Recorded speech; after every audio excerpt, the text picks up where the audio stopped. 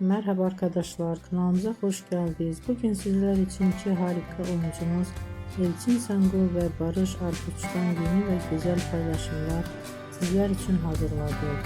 Kiralık Aşk dizisinde rol almış ve herkes tarafından beğenilmiştir. Biz de sizler için onların güzel ve romantik karelerini hazırladık. Bu videoların devamlı gelmesini istiyorsanız kanalımıza abone olup yorum yazmayı unutmayın.